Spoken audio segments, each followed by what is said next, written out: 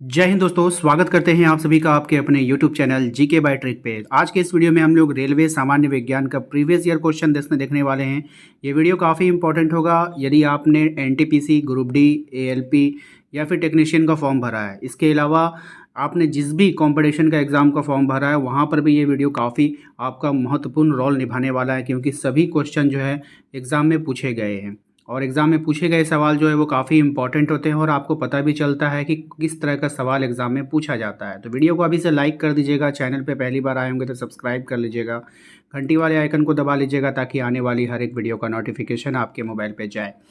सबसे पहला सवाल देखिए, यहाँ पे आपको क्वेश्चन नंबर 1 में कहा जा रहा है कि नीचे एक अभिकथन, ठीक है, नीचे एक अभिकथन ए और एक कारण दिया गया है। अभिकथन ए, केचुआ कृषि के लिए उपयोगी नहीं है।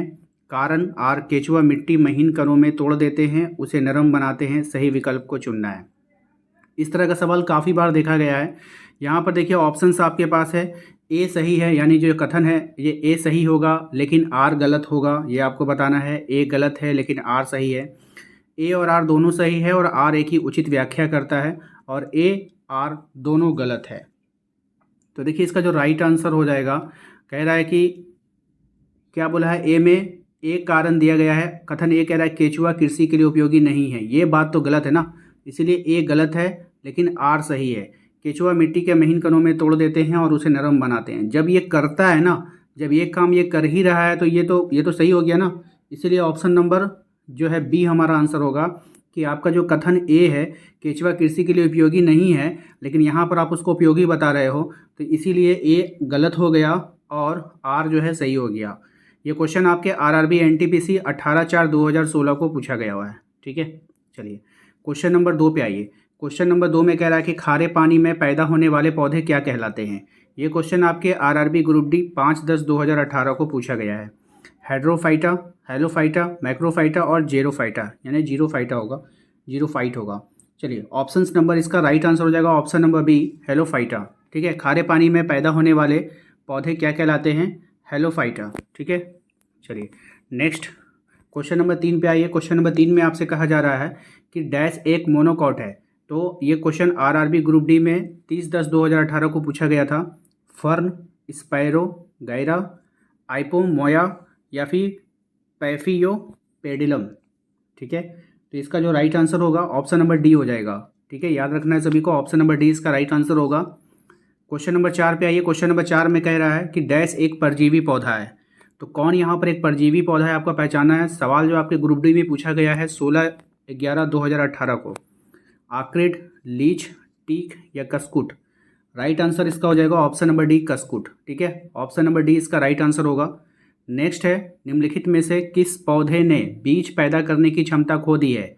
यह सवाल ग्रुप डी में 23/10/2018 को पूछा गया है। तरबूज, सरसों, आम या फिर चमेली। राइट आंसर होगा इसका ऑप्शन नंबर डी, चमेली। अगला सवाल है हमारा, पाचन के अंत में जारी ऊर्जा का रूप कौन सा है। यह सवाल आपके एएलपी और टेक्नीशियन दोनों में पूछा गया है 21/8/2018 को। तो पाचन के अंत में जो जारी ऊर्जा का रूप कौन सा होता है, विद्युत ऊर्जा, गतिज ऊर्जा, उष्मीय ऊर्जा या फिर रासायनिक ऊर्जा। तो बताइए इसका राइट आंसर क्या होगा। लास्ट तक बने रहिएगा, लास्ट में एक सवाल हम आप लोगों से पूछेंगे जिसका जवाब आप लोगों को कमेंट बॉक्स में भी देना होगा। देखिए इसका राइट आंसर हो जाएगा रासायनिक ऊर्जा, ऑप्शन नंबर डी, ठीक है। क्वेश्चन नंबर आते हैं हम लोग 7 पे।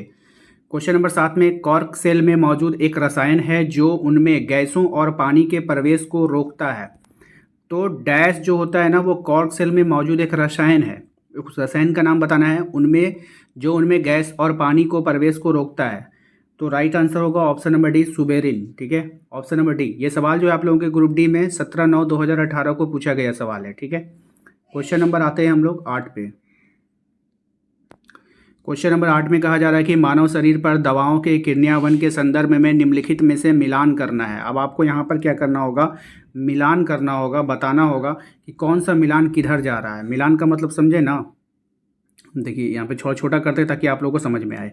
मतलब मिलान के मतलब आपको बताना है कि ए जो है, ए का आंसर कौन होगा, बी का आंसर कौन होगा और सी का आंसर कौन होगा, ठीक है। तो यहाँ पर जो इसका राइट आंसर होने आइए, सवाल देखिए कितना इंपॉर्टेंट है। ये सवाल जो है आरआरबी के एग्ज़ाम में पूछा गया है, लेकिन ये सवाल जो है आप लोगों का जो है अभी एनटीपीसी में नहीं आया है, ग्रुप डी में नहीं आया है। तो ये सवाल इंपॉर्टेंट बनता है क्योंकि जो सवाल अभी तक नहीं पूछा गया वो सवाल वापस से एनटीपीसी ग्रुप डी में लाया जा सकता है। तो यहाँ पर देखिए आप लोगों को मिलान करने के लिए कहा गया है, तो इसका जो राइट आंसर हो जाएगा वो ऑप्शन नंबर ए हो जाएगा। एक का क्या हो जाएगा, सी हो जाएगा, प्रोटीन। ठीक है, रिस्पेक्टर्स क्या हो जाएगा, प्रोटीन। एंजाइम, तो 2 का क्या हो जाएगा, ये। ठीक है ना, और 3 का क्या हो जाएगा आपका ऑप्शन नंबर बी। इसको मिलान कर लीजिएगा, मिलान करने के बाद इसका आपका आंसर हो जाएगा।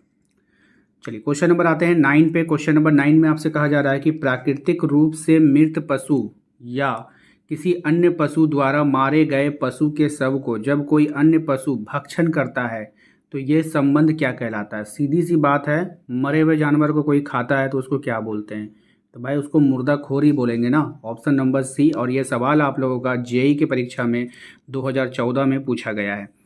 क्वेश्चन नंबर आते हैं हम लोग 10 पे। क्वेश्चन नंबर 10 में पूछा गया है कि सामान्यतः किस प्राणी की त्वचा से मोरक्को चर्म जो है प्राप्त किया जाता है, गाय के, बकरी के, ऊंट के या सूअर के। तो right answer option number A, गाय के। ठीक है, ये सवाल आपके आरआरबी जेईई में 2014 में पूछा गया सवाल है। तो 10 सवाल आप लोगों से मैंने प्रीवियस ईयर का क्वेश्चन पूछा है, 10 में से आपने कितना सही किया आप हमें प्लीज़ कमेंट कर बताइएगा। और यदि आप हमारे चैनल पे पहली बार आएँ तो सब्सक्राइब कर लीजिएगा। इस तरह के छोटे छोटे सीरीज़ आप लोगों के लिए लाया जाएगा प्रीवियस ईयर का, जो आप लोगों के लिए काफ़ी इंपॉर्टेंट होगा। इसके अलावा यदि आप कोई सजेशन देना चाहते हैं आप हमें, क्योंकि ये मेरा नया चैनल है और इस तरह के प्रयास मैं पहली बार कर रहा हूँ, तो आप लोग अपना सजेशन भी हमें दे सकते हो। मिलते हैं अगले वीडियो में। Thank you.